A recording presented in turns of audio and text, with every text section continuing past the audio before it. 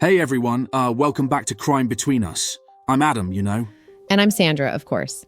And before we really dive into today's case, Adam, I just wanted to take a moment to thank all of you for the amazing response to our very first episode. Like, seriously, we were just blown away. Yeah, that first case, Kendrick Johnson's, it really stuck with us. And from your reactions, we know it hit you too. A teenager found dead in a rolled-up gym mat. Officially an accident. Unofficially. Nothing makes sense. And which actually brings us, I guess, to today's story. This one, it feels, even more personal, I think. Maybe even more urgent, in a way. Yeah, absolutely. It's the story of Tamla Horsford. She was a 40-year-old mother of 5, and she went to a house party in Georgia, and sadly, she just never came home. Yeah, this one's hard for sure, because at first glance, it really does look like it could have just been a tragic accident. But the more you hear, the more you dig, the more you just have to wonder, was it? So let's go back a little bit. It's November 3rd, 2018, and we're in Forsyth County, Georgia, which, for those who don't know, it's like a pretty predominantly white upper middle class suburb. Yeah, that's right. And Tamla, who was Black, she had actually been invited to a birthday slumber party there. It was, a group of what they called football moms, friends, women who knew each other through their kids and just, seemed like a pretty typical gathering. Right. And the host was a woman named Jean Myers. And the vibe, from what we understand, it was pretty casual, like pajamas, drinks, games, just, what you'd expect from a slumber party, I guess. Yeah, exactly. Tamla she was apparently in really good spirits that night, texting her husband throughout the evening, checking in. Everything seemed completely normal. Yeah, she was, just enjoying herself, from all accounts, just having a good time with friends. Until the next morning, that is, around 7:30 a.m. And Tamla's body was found face down in the backyard. She was dead.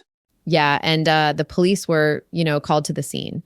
And they pretty quickly, I guess, determined that she had, quote unquote, fallen from the second-story deck. Just, a tragic accident. Right. I mean, that was their initial, assessment, an accident. But, here's the thing that kind of jumps out right away. Tamla, she was known to be, an experienced drinker, not reckless, not someone who'd, just fall off a deck, Yeah, exactly.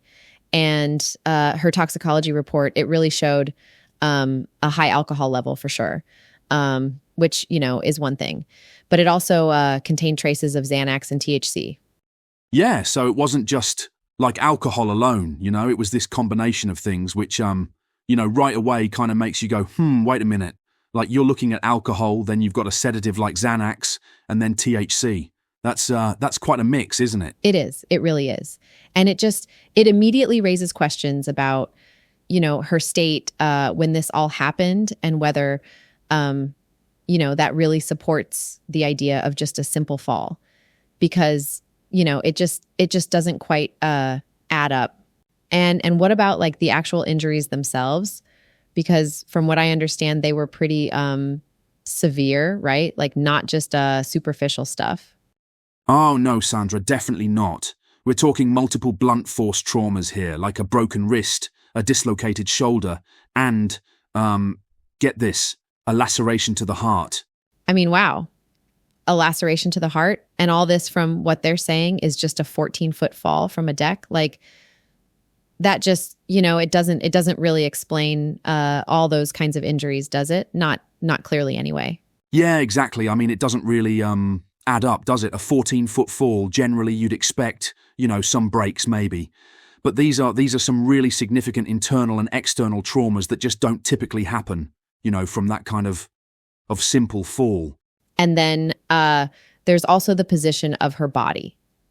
She was found face down with her arms right at her sides, which, I don't know, it doesn't really match what you'd expect from a typical fall. You'd usually brace yourself or something, wouldn't you? Exactly. You'd instinctively throw your hands out or there'd be some kind of flailing maybe.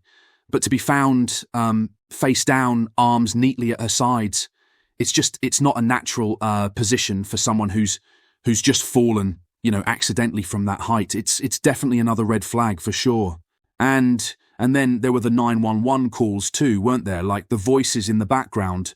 From what I've heard, it just sounded almost like Tamla was like an inconvenience, you know? There wasn't this like panic or shock that you'd expect, which is so unsettling. Yeah, that's such a huge thing. And here's something else that just really bothers me about it. The crime scene itself wasn't secured. Like people were allowed to move around, you know? Evidence wasn't preserved. It was just free for all, almost. Oh, absolutely. I mean, some of the guests, they actually left before the police even arrived on scene, which, like, come on, you know? And one of those individuals in particular was Jean's boyfriend, the host, Jose Barrera.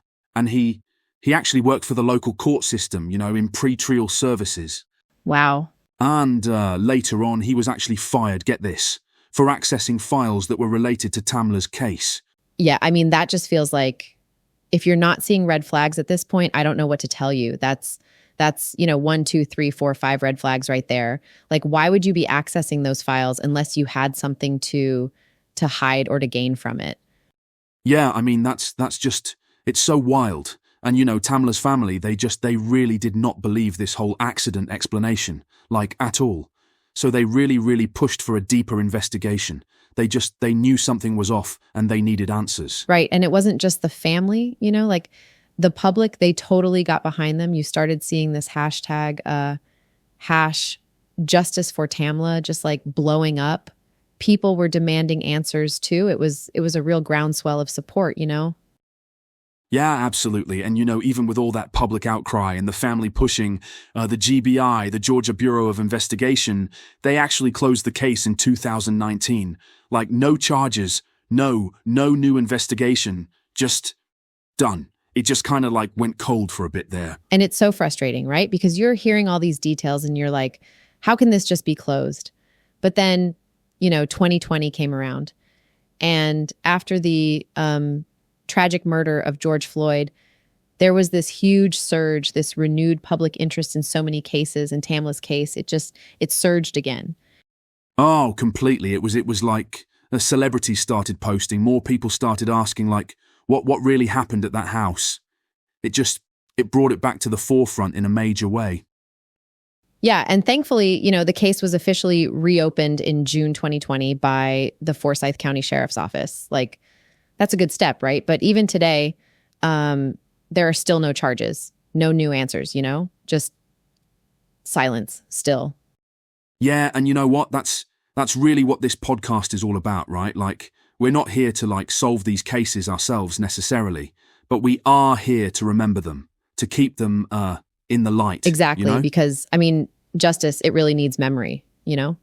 And sometimes just even asking the questions, like what we've been doing with Tamla's case, that's the most important step, I think, just to keep it alive.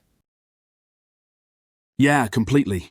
And if you guys want to learn more about Tamla's case, like we're going to link to official documents and the Rolling Stone and 11 Alive investigations in the show notes. Please go check those out. They're really thorough.